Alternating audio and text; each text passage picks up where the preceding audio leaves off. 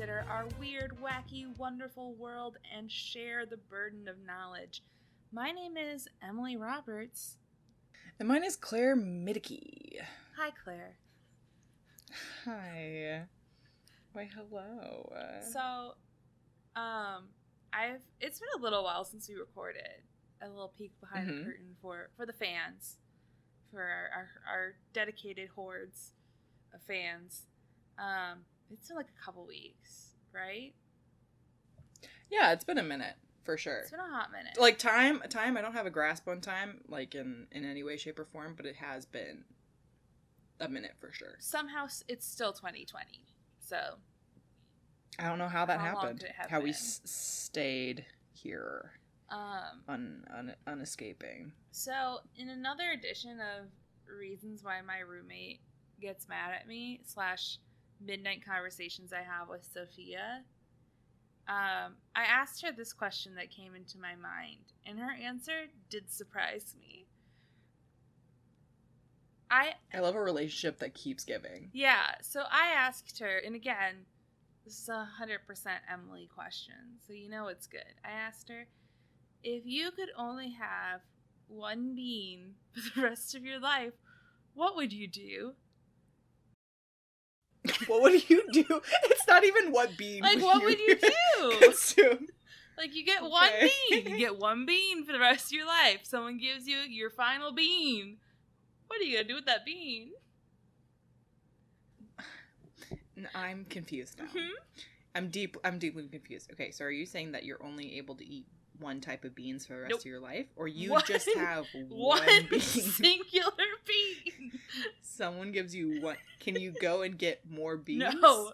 You get one bean. One bean. Claire, do you know what my roommate's immediate response? No hesitation. No hesitation. Sophia goes, I'd eat it. That's fair. I mean, like, what else? Like, what did you want from her in that moment? My heart, I was like, that's a special occasion bean now. I gotta save that bean for, like, my 50th birthday. It's like, ooh, it's time to have a bean. Limited. Screw champagne. We're no longer saving champagne. We have one bean, and we'll break it in half, and half of it is for your son's funeral, and then the other half of it is for your anniversary. Yeah. In my head, it's like that scene from I forget like which Mickey Mouse version of some classic work of literature that's in the public domain. But do you remember where he's like slicing the bean so paper thin? Do you remember? Was it a bean? I thought it was a piece of bread. No, there's also a bean. There's one bean. There's also a bean. There's one bean also in that scene that they cut up to share. And in my mind, that's like how I would eat my bean. I would eat it. And Sophia said, "I'm a pop it like a pill and take care of that." Oh, I'm throwing it right on back down the hatch. As soon as someone gives it to me, I'm eating that bean. Okay, that's assertive. That has a direction. She knows what she wants. She's gonna take it.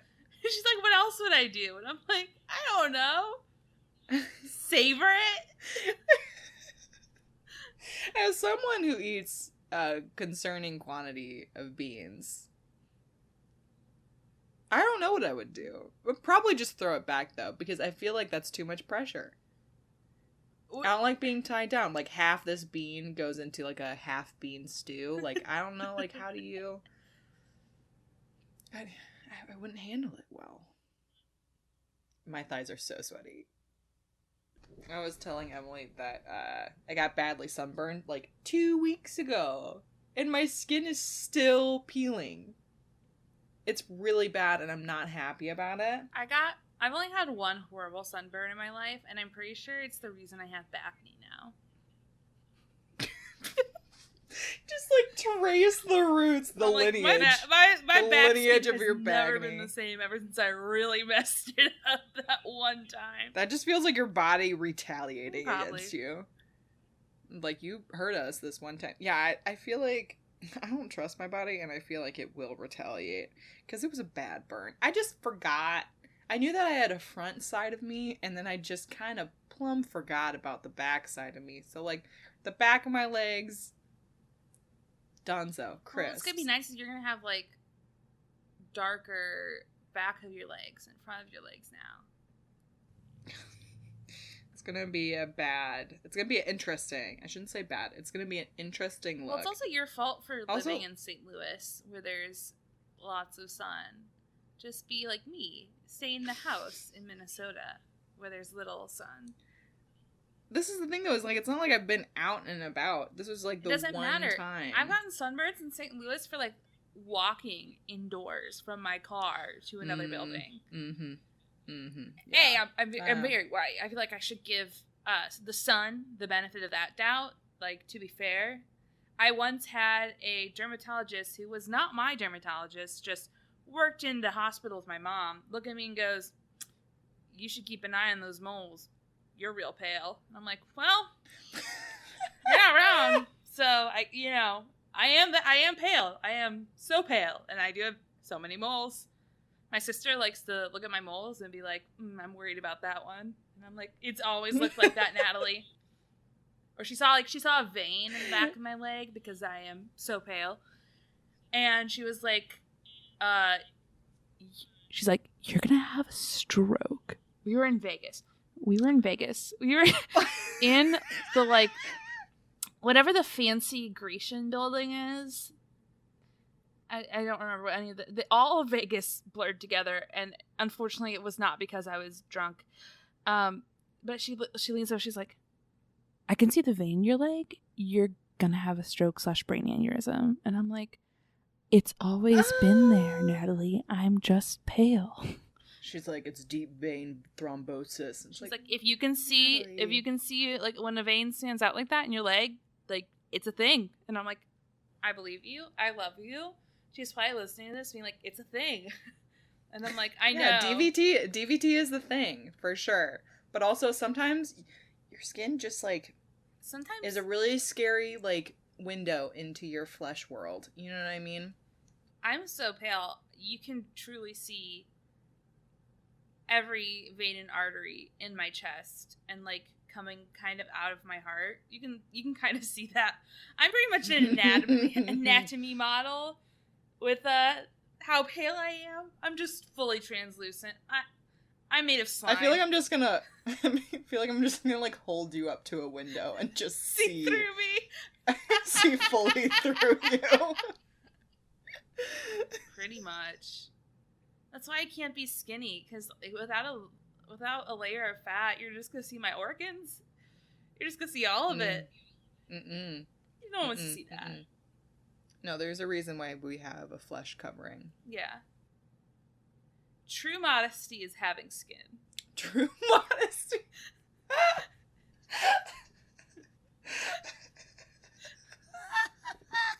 I mean, read the Bible.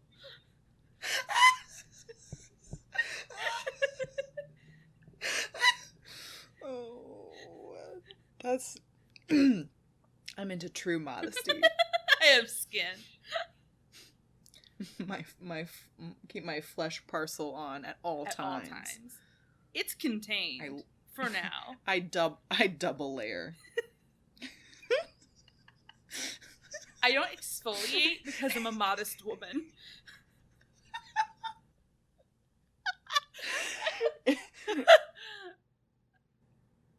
Girl Defined really do sound like that, though. Who sounds like that? Girl Defined. Have you never heard of these women?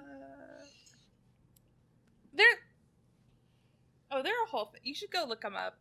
I say this as like a hip young Christian who spent way too much time in Baptist and then Catholic schools, but like they're on some next level Christian Texas stuff. So love them with all my heart, but also they're like remember in high school when we were told that we couldn't have crop tops because they would show our womb? I do, and I think about it every day. And the amount of times I've looked at you guys and said, "Your womb's exposed." It's a lot. Here's the funny thing for the fans. They would let you have side cutouts, which never made sense to me, because I'm like, isn't the womb 3-dimensional? If you were like to take a couple slices of me wouldn't you be able to? And with me, I am so pale that like, if I got rid of my tummy, you would see my womb. In all fairness to the Catholics, you would just straight up see my womb. But I'm like, you would also see it from the side. She's not like a piece of paper placed delicately in the front of my tummy tums. Obviously, you don't know how anatomy works, Emily. God, it's like embarrassing. I'm trying to listen to I this. don't. You know what? You sound ignorant. Thank God.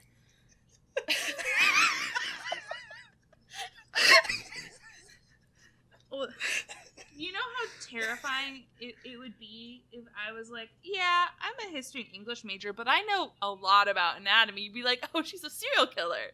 Like, oh, so she's killed. Like, oh, she's dissected before. And it's like, Oh, I know nothing about sure. my body or yours. Because, again, I'm a modest woman with skin. But at least a handful of layers. I think that, like, the order is, like, guts, then womb, then I assume butt, more guts. Yeah.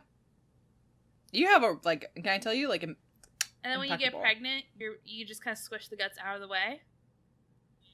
Yeah, you rearrange that, and then sometimes if you're hysterical, your womb just kind of travels. Oh, it's up, always and you gotta. It's always moving. So really, you should again full body covering because you never know where your womb could be. That's right. You need to cover that up. And listen, if you feel like your womb's getting a little too high in your body, you gotta sniff some essential oils and let it sink down. Now that's science, baby. Oh, I just make human sacrifices. That's why my knowledge of anatomy is that works so as good. well. It's because you're like, I have taken slices of human beings for sure for the sacrifice. But I mean, what else are you gonna do? What else are you gonna do? Be a woman. What a nightmare. What a nightmare. What an absolute nightmare. Amazing. I've also been playing a lot of Planet Zoo. Amazing. I'm lost in that Planet Zoo sauce. So how many hours have you 100? logged in Planet Zoo? I'm happy for you. I'm happy. No. I'm happy for you. Because listen, I remember pretty distinctly breaking my Zoo Tycoon by accident, or like losing it or something. Something happened and I no longer had a Zoo Tycoon, and it like broke my heart. That was the closest I had to a video game growing up. And so the fact that you're like deep in an alternate reality of Zoo Tycoon is like so good. It's by the same people. It's the successor to Zoo Tycoon. Oh my God! It is Zoo Tycoon A, the very first video games I ever played, and I played religiously until I was like literally a preteen, and we moved, and I couldn't use our ancient computer anymore. But I actually moved it up in my room specifically so I could play. I played Zoo Tycoon and Roller Coaster Tycoon. Those games slapped. There was nothing better than beating the objective in a zoo, cutting off all exits, firing all your staff, and releasing all the animals. There's nothing more like wholesome kid fun than like. But as an adult, just mayhem. With Planet Zoo, I've put so many painstaking hours in designing each and every aspect of my zoo that I'm like, if anything were to happen to this zoo, I would have a mental breakdown. You're like, the line I'm walking so right now thin. is so thin. The descent into madness is truly just one wobble away. So, I played Planet Zoo. And while I played Planet Zoo, I play a Planet Zoo Let's Play. So that I always have two zoo. And, what? What? What? I watched someone else play Planet Zoo while I play Planet Zoo. Oh. So now, like, at what stage, like, let me know now, at what stage now would you consider it, like, a problem? I'm not saying you have a problem now, but just so that, like, present Claire knows when to say, hey, Emily, I think it's gone too far. Not saying this is not an I don't intervention. think there is a point in which you can go too Uh-oh. far. That means, hey, guess what? You know what that means? We passed it. We passed it and I missed my opportunity. And that's on me. I encouraged this for far too long. And now it's too late. I've just had a fantastic time just micromanaging this zoo, building exhibits, challenging myself. I have a whole aesthetic that I'm trying to keep to for this particular zoo. What's your it's aesthetic? a city zoo. So I've designed it to be like as dense as possible. And I like actually quartered off like a part of the map because I want it to feel smaller and I'm only letting myself build in that. And it's lots of brick, lots of slate, lots of glass. And I wanted the energy to be like, it's this zoo in this very dense metropolitan area. And it's kind of like been built as it's been built. So there's like not a whole lot of like grid or like super pre-planned like paths. Yeah. I thought a lot about it. I'm building the petting zoo area right now. I'm gonna get the llamas in there, and I'm gonna start breeding the llamas because they add color variations, and the llamas have the most color variations. And you can breed them, and you'll have surprise color variations that you didn't even expect out of the parents. And I am excited. Yeah, no, the very real joy on your face right now. Like, we're like, yes, you're kind of like, oh yeah, no, this is something I'm interested in. Like, yeah, there's that joy, but there is like a level of like intensity just below the surface of your facial features of like, the thing is, no one else I can't let you know how deep no one else I know is as interested in Planet Zoo as I am. I am on the Planet Zoo Reddit because I need other people to be as interested in Planet Zoo as I am. And there are some people who are way more interested and who put way more work into their building. And I don't put that much work into my building. But some people really do. And I'm like, wow, sis. Okay, calm down. You act like no, because this is the thing is right now you're working within a design in which you're not putting in like y'all are the same side of the same coin. You're not even like different sides of like you're not putting in less work. You're just choosing a different aesthetic. Like that's all that is. I'm just thinking about Planet Zoo now. This is the thing is that you're no longer here talking to me. But. Hey, I still had enough time and enough focus to run a whole Monster of the Week game. So who's the winner here? My zoo. My zoos. Listen, as someone who was a part of that Monster of the Week game, slapped. It was very good, very well thought out. Loved the villain. I had to burp. I'm happy for you. I will not edit that out. I refuse. Claire's taking a stance. Gotta take a stand somewhere. Do you want to do a podcast?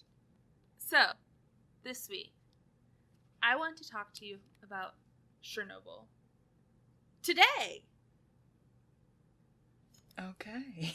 Where is she? All right. How is she doing?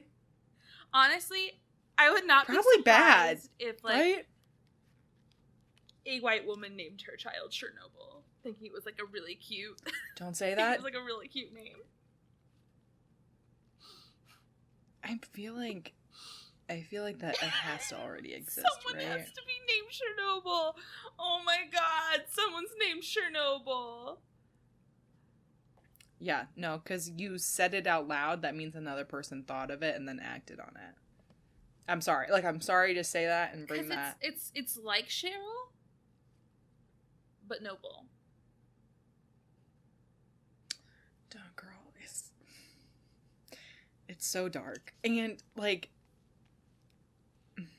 there could be, like, a Cheryl with the last name Noble. I feel like that has to have already happened. Cher Noble? I don't know if someone has already made the...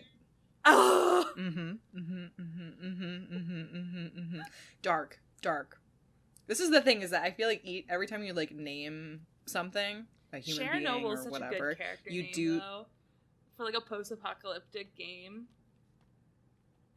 That would be great, but, like, what I'm saying though is that you have to go through like I feel like you should have to go through a screening process before certain names enter the world, because you just have to be like, I just want you to know what this sounds like. When you like, it sounded so nice in your head, and I was into it, but I just want you to at least be aware of the risks that you're taking with your child's life. Chernobyl today. So we're gonna do a background because you have to. It's gonna be a very brief outline of what Chernobyl is. Most of us, I feel like, know it. HBO did it way better than I'll ever do it. If anyone really wants me to get into Chernobyl and talk, I'm always into history stuff. I know what you're thinking. Emily, you don't know anything after 1910, America. And you're right. Correct. Before I researched this, I could not tell you what decade this happened, and I should have wrote down the year. I even looked at a timeline. Did I do that? No. Hold up. I'm weary. I'm tired. She's tired. 1986. Chernobyl. So, Chernobyl was a Soviet-era nuclear power plant. And it's in the Ukraine. I think a little bit of it is. So there's like the actual power plant, and there's the exclusion zone, which is all the area around the power plant that got all messed up with radiation. And some of that I think is also like in Belarus. But basically like a lot of ex-Soviet territories. But yeah, it's in the Ukraine. Okay.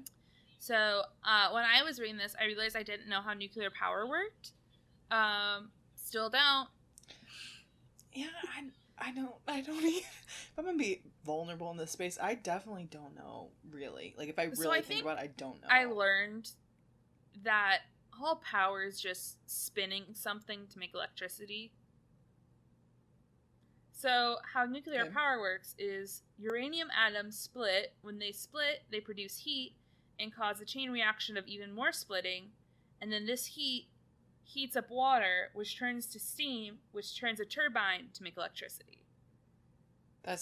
Sorry, I'm so sorry. That's power? Or nuclear power? That's nuclear power. That's just straight up power, baby. Okay, alright, I'm back. If it turns a turbine, that's power. Okay, I'm following. That checks out. So I think like with coal and stuff, if I understand it correctly, I think it's a similar principle where you're heating up water into steam and it turns a turbine and you got electricity. I don't know how solar power works, and I refuse to learn. I don't know how solar power works, and that's none of Where's the that's turbine? None of my business. How can it make electricity if there's I don't understand power if it's not turbine related. If it's not steam powered, I don't understand it. Me making like Edwardian lady memes. When people try to introduce you to electricity, like, if it's not steam powered, I don't understand it. It's not worth my time. Combustion in my house? That's the devil's work, and I refuse to engage with it. Electricity is the devil's work. I learned that from Star Wars. That's your Star Wars fact for the day? So there are 4 reactors at Chernobyl, and when the Chernobyl incident happened, there were 2 more being built. So this will be somewhat important later on, but and no surprise, CIS number 4 is gonna catch fire, and that was in 1986. I think like 4 is actually like a word like in many cultures associated with death. So I'm like, wow, poetic. Awful, just straight up awful. Yeah. So CIS caught fire during a routine but very botched safety test. So there's some irony there. Yeah. Yeah, they messed it up real bad.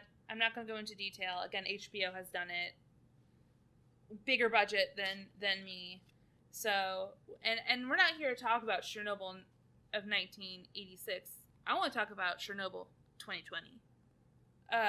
There was fire. tons of radiation, people die, people get sick, they, like, don't tell people at first, so, like, people are just, like, living their lives, getting dosed with a bunch of radiation. It's, like, a whole mess. It really is fascinating. And it turns out, radiation bad. Don't know if you've hit that part of our nursing schooling yet, but radiation bad. Like, radiation bad.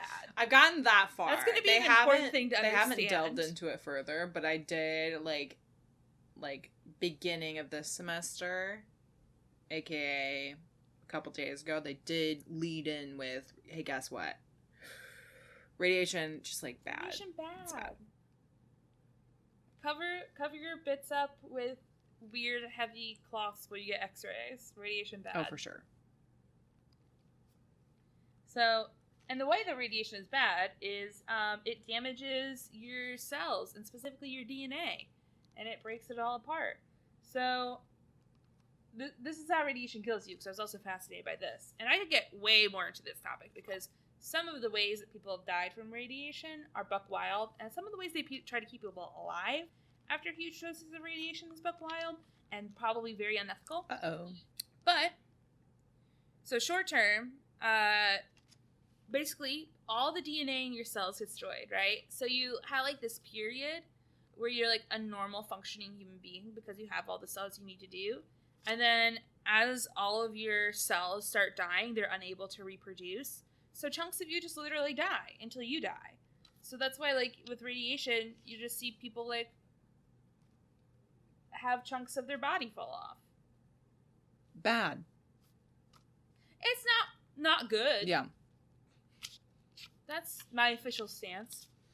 And then long term, the way it kills you is you get cancer and stuff. Because what is cancer except your DNA gone wild? Yeah. Like, that's it. That's radiation. Radiation bad.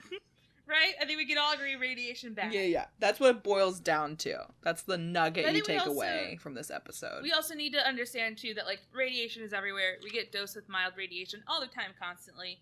Like, radiation is bad, but also radiation shouldn't be like, oh my god, I'm terrified.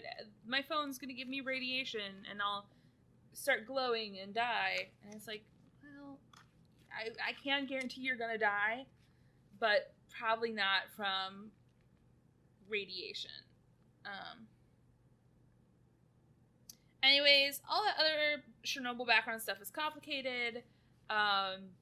Even though this is listed as an education podcast in iTunes, I do want to say there's certain limits, and no one wants, maybe someone wants a 2-hour episode where I go detail by detail into Chernobyl and radiation and what it does to you. Could be fun. But unless someone's willing to pay me, I'm just going to talk about what I find interesting about Chernobyl, which is Chernobyl tourism. Okay, so my gut reaction to that was, that bad. Not good. My gut reaction said, I don't know anything about what you're going to say out of your face hole, but I just assumed, like, that phrase seemed bad on just kind of like a handful of levels. Yeah, I think Chernobyl and tourism are not two words that you would often put together, but I think you'll be surprised. So let's just be, like, for reference, like, so Chernobyl will be broadly radioactive for anywhere from 20 to hundreds of years. 20? It really depends on the expert, depends on which areas got really high doses of radiation, because it was varied. 20 to hundreds is a very, very, that's a lot. It depends on if it's a hotspot, it depends on where it is, because again, this is a very large exclusion zone. But there is this funky thing called the elephant's foot, which will give off radiation for 20,000 years. It's basically all the stuff they poured on the reactor, but it melted and hardened, and it's kind of still warm. And for a minute there, they were worried that it was going to melt through the concrete, of the base and like get into the groundwater. But so far, it's just warm and sitting there, and it does give off awful. a lot of radiation. No, that's awful. It will kill you in 5 minutes. And that's like 5 minutes after like touching it or like being next to it or what? I feel like yes. Yes. Yeah, just 5 minutes. Listen, 5 minutes, not that long. Yeah, and to be fair, is this like, oh, I was exposed for 5 minutes, now I'm dead? Or is it like, I'm exposed for 5 minutes, now all my genetic tissue is destroyed? Like, whatever the answer is, all bad. All bad. This nasty elephant foot sludge will hurt you. It looks like a friend. Despite all of this radiation, you can absolutely visit Chernobyl. Tourists are given Geiger counters and instructed not to go off paths. So, I'm glad flawless system. I'm glad no one's ever gone off a path before, and nothing could I possibly go wrong here. Listen, I'm living in America during a 2020 global pandemic, and I can say everyone follows the rules. Yes. Everyone cares about safety and rules. And ruse, and we all know And this. Ruse. We all follow the rules here. Yeah, it's one of those things where it's like, I don't know enough about, like, visiting Chernobyl to know whatever. It just seems bad. Like, I know radioactive is bad. We've consolidated that information. We have established that one. We've established that one clearly. So You know touring why? that Oh my seems God, Claire. nasty. You know why radiation's bad? X-rays let you see bones. Not modest. Bones aren't modest. Heard it here first, folks. Scientists Check want the you Bible. check the Bible. Scientists want you to be harlots and exposed. Expose your bones. Expose your bones. Keep that. Not in my house. Keep that covered up, please. Couple layers I'll never of let my skin. kids expose their bones. Mm-mm. Not their wombs, not their bones. Certainly. Not their whims, not their bones. Surely not. Amen. So there's even a hotel within the exclusion zone, so you can like stay in it. You can just have multi-day excursions and tours into Chernobyl. Also, not to be that person, but I feel like once you've seen it, you've seen it. I think I would need like an hour and a half tops. Yeah. I don't need to cook in it. You know what I mean? Yeah. I feel like Yeah, I I've feel gone like- it, I've seen it. I don't need to ferment in it. Oh, literally 100,000 people visited in 2019 there. Holy heck, dude. I thought it would be like, my thought was 2,000 people, which is dumb. No, I say it out loud. I hear that was dumb. Like, it was a dumb thought to have. Like, I knew in my heart that wasn't true. We all say dummy numbers sometimes. Yeah. But it still And- hurts to hear the real number. And to be fair, it was a big increase because that HBO, HBO did Chernobyl. They did the dramatized version of it. Have not seen it. Why? I'm a poor. Yeah. I'm still on my parents' Netflix account, and my mom can, try to change her password, but she's past the age where she knows how. So You're like, I don't really have to worry about that at this point. I don't have to worry about her changing her password. The only downside of sharing with parents is, or just like sharing with anybody, is there's the horrifying ordeal of being seen. So like, we have like a handful of like You're overestimating Marie users right now. Oh. You are overestimating. Oh. Listen, my sister and her husband, they have their own thing going on. She's the only one who would know that I watch the furry anime. My mom, she has no idea. She hasn't known what I've been watching for a long time, and she's certainly not starting today.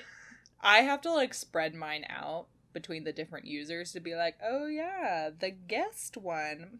Who's watching a Korean drama? Don't worry about it. Don't worry about it.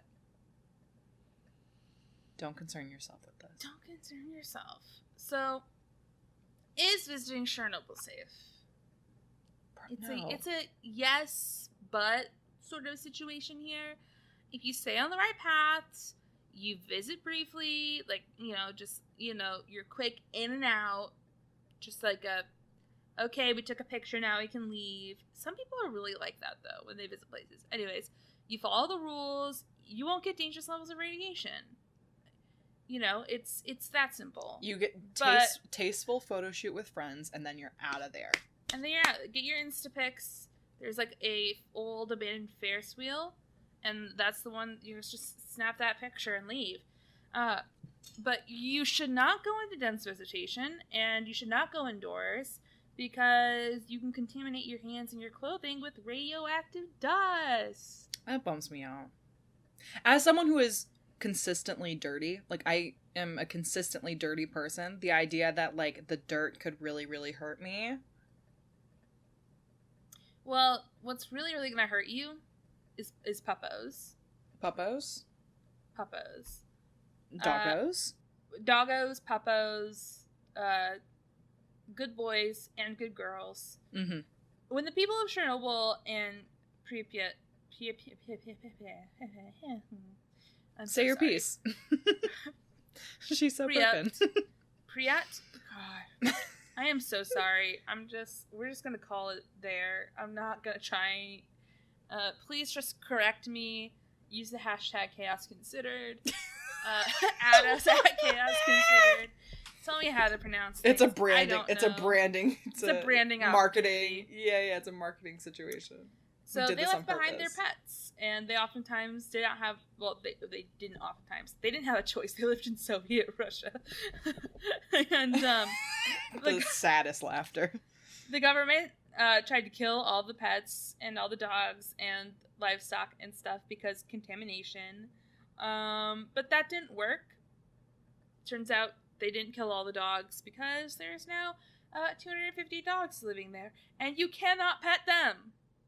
No petting. It's like a cruel trick, maybe. It is truly. There's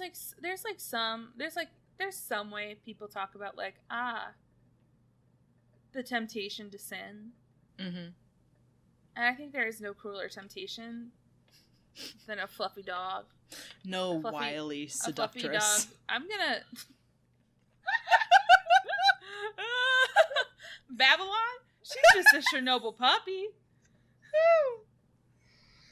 I might be misremembering Revelations, but I'm pretty sure she's just a Chernobyl puppy. My memory may be bad, but I'm pretty sure Chernobyl puppy. Yeah. The devil's in the dog.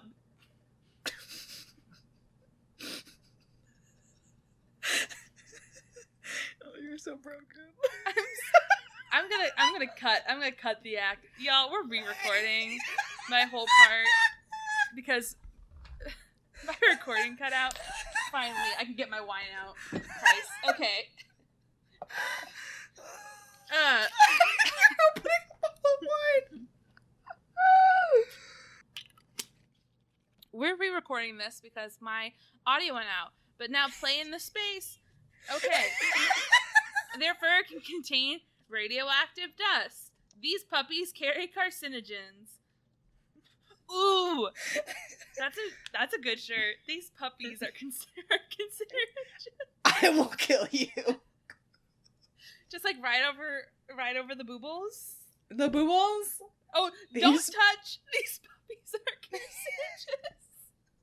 Is there like a photorealistic, like just like a photo of one of the puppies on each one of the titas? Yeah. Oh, for sure. Yeah, for sure. Yeah.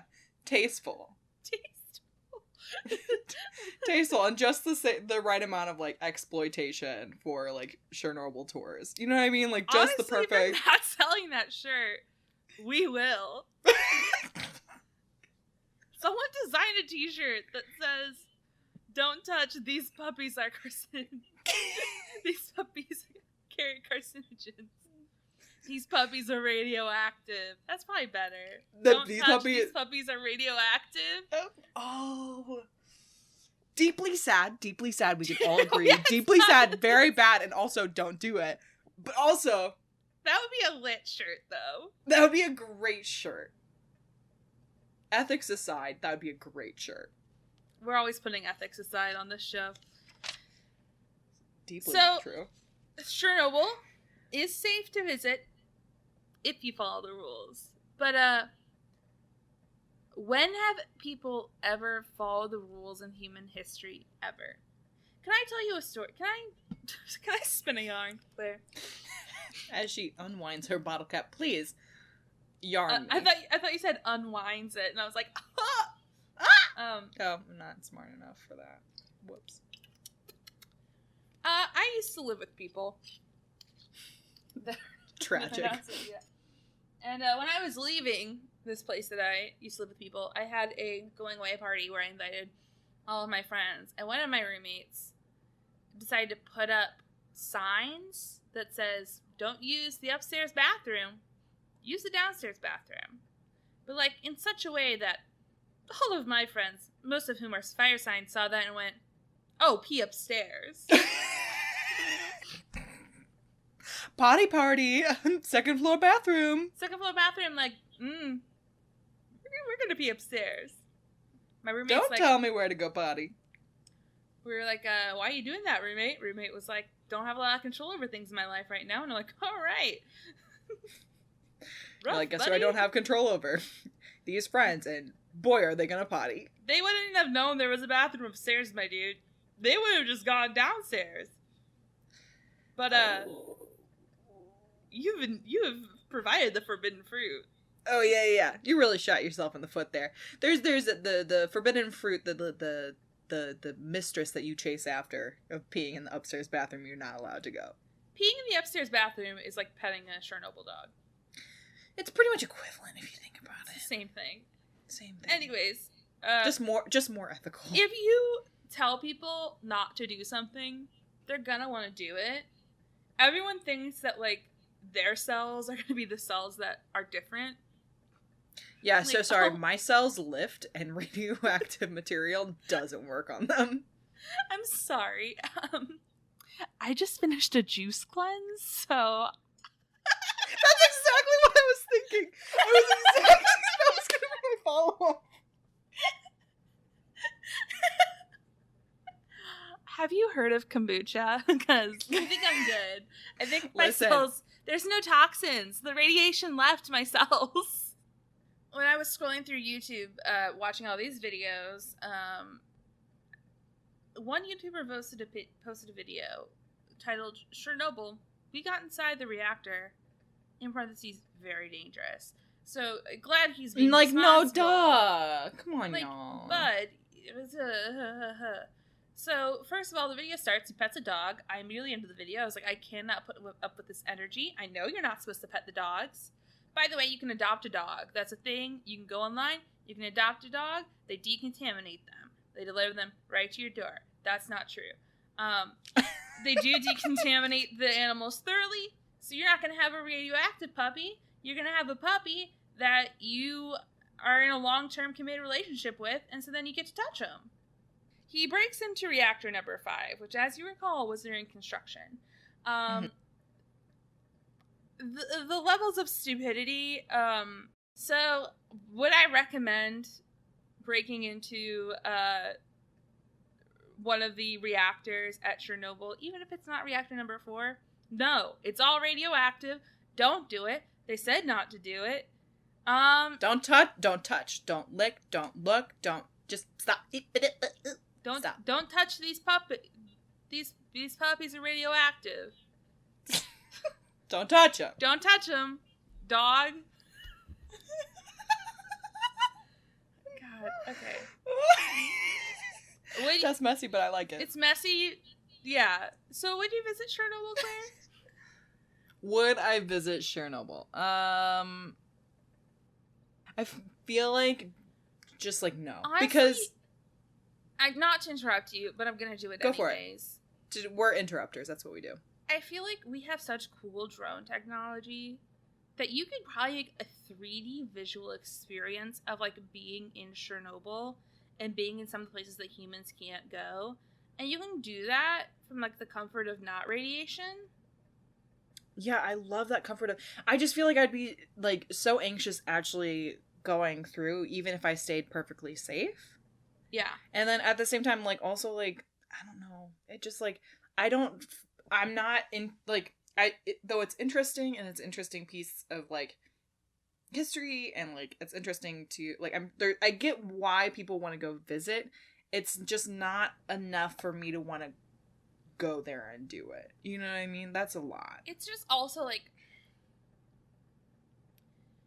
it is a place of immense tragedy for, like, the Ukrainian people, and I'm not necessarily sure that right now it's being treated, like, I feel like you can do tourism, you can tour, let's say that, you can go to places that are places of, like, immense tragedy, like, you can go see, like, Holocaust museums and stuff, and you should, but I feel like the energy I got from a lot of the tourism in Chernobyl is that it's, like, sensationalized.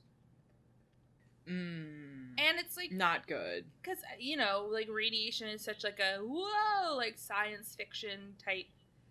We have a fascination with it. And especially, like, coming out of the Chernobyl TV show, which was, like, a fairly sensationalized version of things. You know what I mean? It's, like, to be fair, I'm not sure we're acknowledging that, like, people died horribly. Like, it's a horrible, slow way to go, radiation poisoning and cancer. Yeah. And there are people... Well, and acknowledging, like, not just, like, acknowledging the atrocity of that, but, like, seeing the people in that. You know, there's a difference between, like, ooh, people died so bad, and, like, hey, let's, like, listen to their stories, and how do we learn, and... Like, people, I think, are definitely going there to say that they've been there. Which, like... I do that with plenty of places. I mean, just joking, I don't travel, I don't have the money. But, like, I would do that. But, like, not Chernobyl, maybe not. Maybe don't do that. No.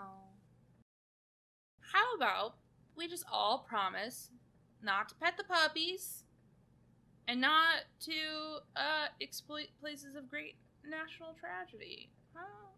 Claire, will you teach me how to heal emotionally from the damage I did myself by messing up the recording? How do I heal psychologically from all of my emotional trauma? Thank you. Goodbye. So the thing that I brought today, it's a super serious topic. It's super serious. I said, you know what? We're talking about Chernobyl. I want to follow it up with something in the same vein. Some cool medical facts. Some just good things in this world, you know. Clean energy, maybe? Yeah. No. Yeah. So, like, no. Absolutely not. That's not what this podcast is about, clearly. No. I would like it to be as jarring of an experience as possible. We're considering chaos. We've considered Emily's chaos. And I want to bring you... So, my sister Kristen just, like, I think maybe 2 weeks ago, discovered birds. I'm so sorry. She discovered birds? She go outside for the first time and she saw birds. Oh, heck. Oh my God, what is that? I done goofed it up. My bad. My bad, Kristen. I insinuated. Like, was she locked in the prayer dungeon? Did she just get out? Kristen's been living in the prayer dungeon for a really long time and she doesn't know what birds are. Just joking. I meant burb. Nice try. Or borb. Barb. Or floof. I prefer borb. Borb is where my heart lies. Borbs are good. Because they're they're birds that are orbs. Borbs. So she just recently discovered this, and I'm very happy for her. And she was like, you need to bring this up to the podcast. And I was like, yes, you're like my second listener. So of course I'm gonna bring this up to the podcast. It just goes to show, if you give us a suggestion, we will do it no matter what it is. I'm gonna straight up do it. Listen, hey, I'm gonna be honest. It sparks joy for me too. Like, I love a good borb. I'm not mad about it. Now, we did discuss the fact that, like, we do need to discuss the fact that she did just find out about borbs, and borbs have been around for a minute. Do you know what I mean? But that's okay. You know what they say, it's It's not about when you accept Borbs. It's just about the fact that you've accepted Borbs Exactly. into your heart. Exactly. So, essentially, it's silly names that you give to Borbs that describe what they are in a truer way than name or species or any categories could ever really truly describe them. You know what I mean? I feel like it's just redefining Burbs in a way that's makes more sense to the modern person. Sounds have meaning. And all right, so we're done on that. That was a good podcast. I think we did it. well, would you rather? No. But you gotta onomatopoeia it sometimes. You gotta onomatopoeia it sometimes. Sometimes something is as it sounds. It is, yeah. A burb is different than a borb. 100%. You can feel it in your bones. This is the thing, is that like these, I don't know how to describe it. It's like emotionally, I put a bird in my mouth, and I was able to describe. I was able to perfectly. Is that how you smuggled it in so that Kristen could see a bird for the first time? Yes. A bird in the mouth is worth two in the bush.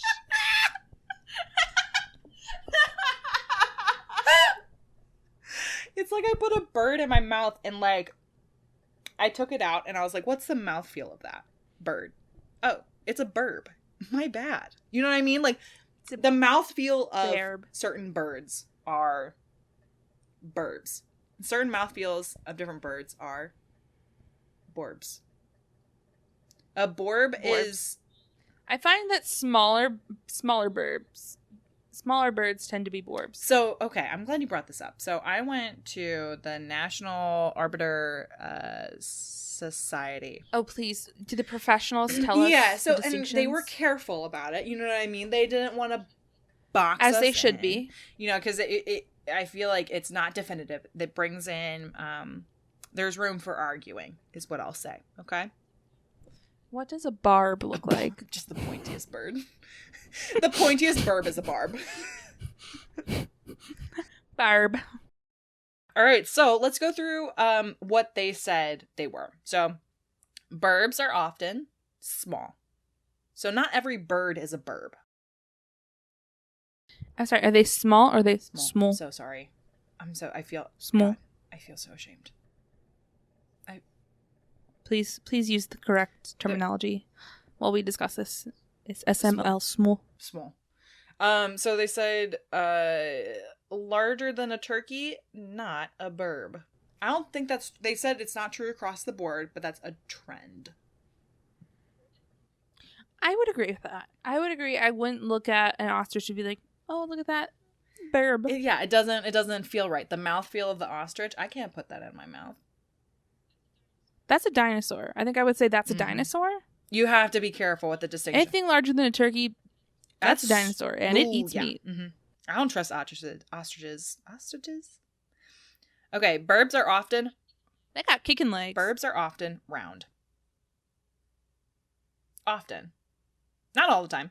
That's part 2. So what do they say for borbs? I'm interested because borbs in my heart are very, very round birds. So the thing is that burbs are often round, but like borbs are more orb.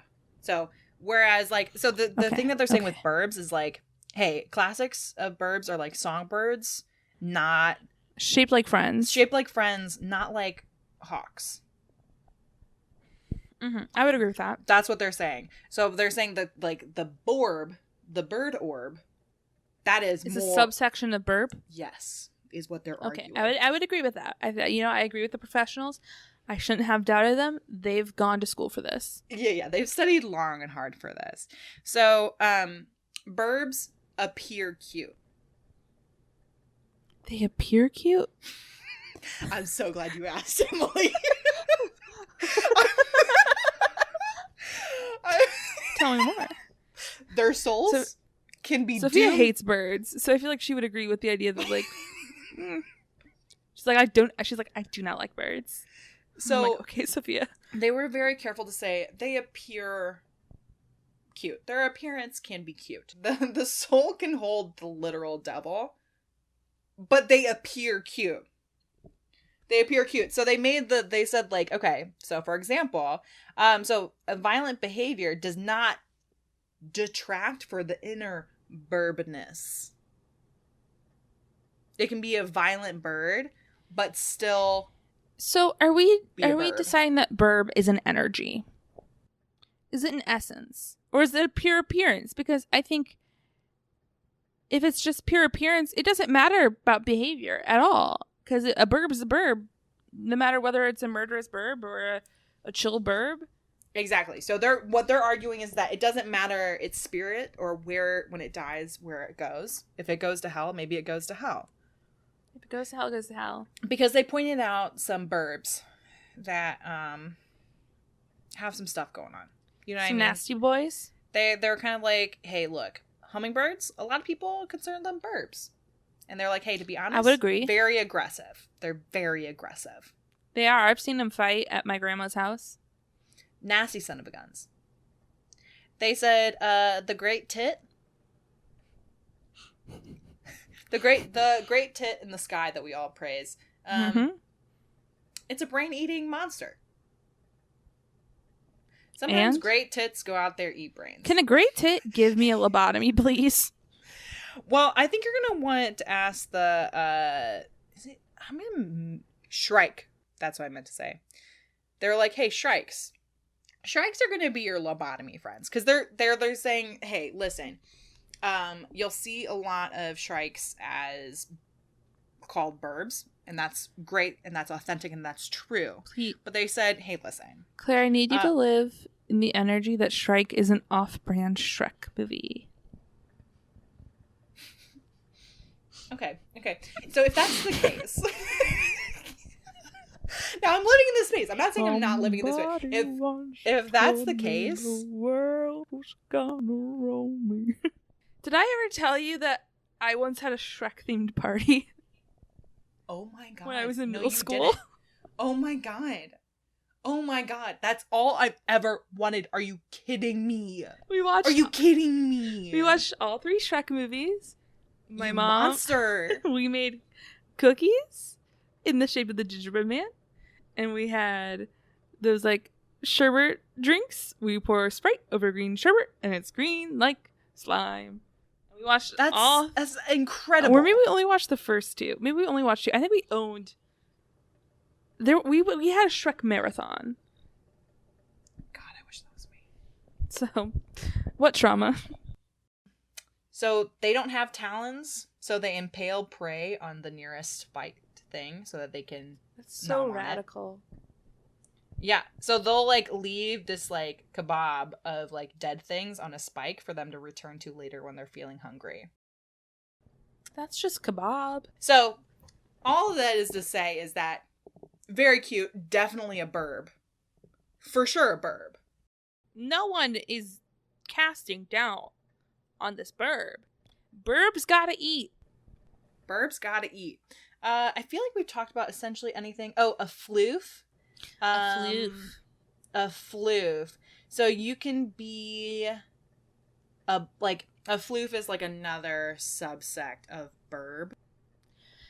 See, on one hand, I agree, but on another hand, I feel like all owls are floofs. Mm-hmm. Yeah. Yeah. I feel like there is room for that argument to be made. And some owls get bigger than turkeys. Some owls are very small burbs. Some owls are borbs and floofs. It's true. They said that, like, for example, there was confusion on the difference between a borb and a floof. Floof, the way of describing it is a borb is. So a burb can be just a borb. A floof does. So a floof is more of, you know what I mean? Do you get that? I don't feel like I can describe it any better than A floof is as a floof does.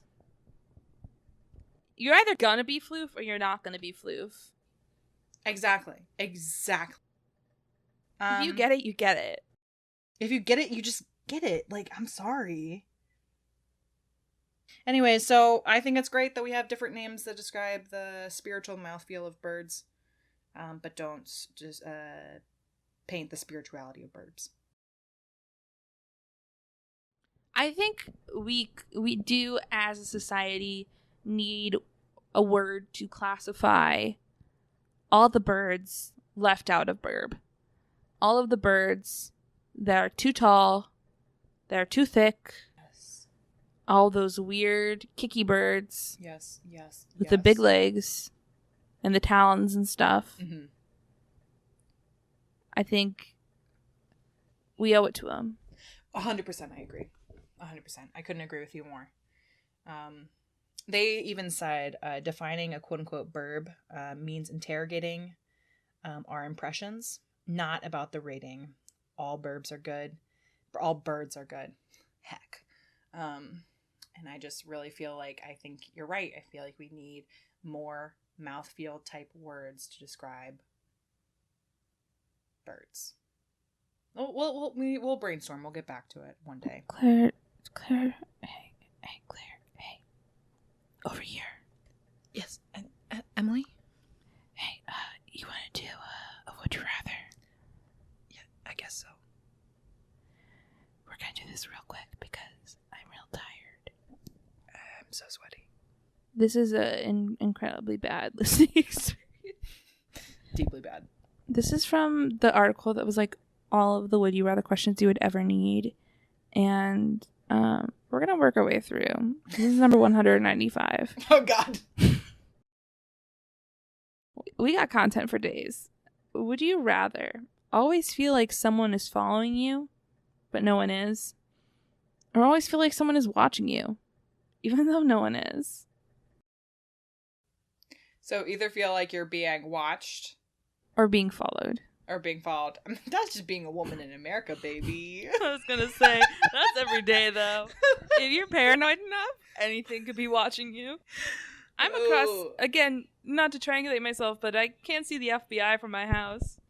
God. I love that for you. Thank you. I like how you glanced out the window and just like a like, howdy, hey boys. Hey, Kevin, how's it doing? Have fun at the water cooler.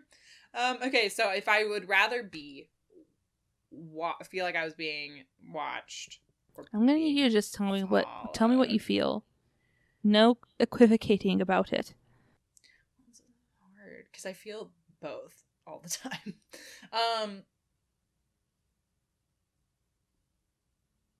I'm gonna say followed. I'm gonna say followed because I feel like the FBI is watching me all the time anyways. So like, if there's like a physical person like like, I think it's also easier to tell if you're being followed than if you're being watched. Yeah. Also, I don't leave my house. You can't. Where are you gonna follow me, sis? Where are you gonna follow me, to the bathroom, sis? Just try.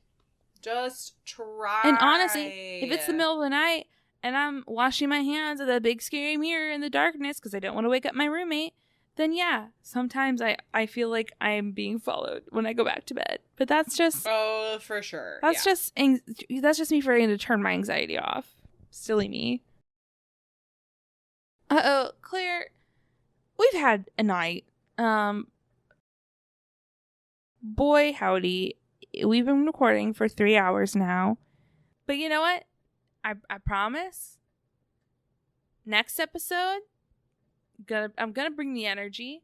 You know what? I'll make it up to you. Whatever you want this next episode to be about, just email me at chaosconsidered@gmail.com and I'll just have the episode be about whatever you want it to be about. If you're like, do Chernobyl but better, I'd be like, gosh, I'm legally obligated. All right, well. Follow us at Chaos Considered at our Instagram and our Twitter, our Tumblr.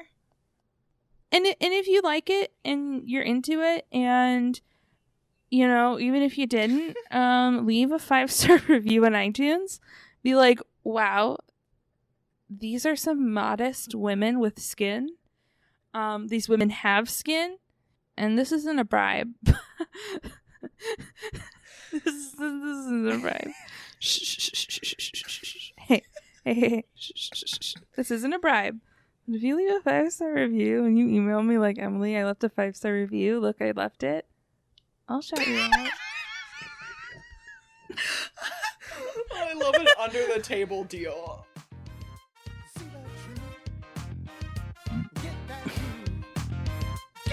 I have to go get my laundry.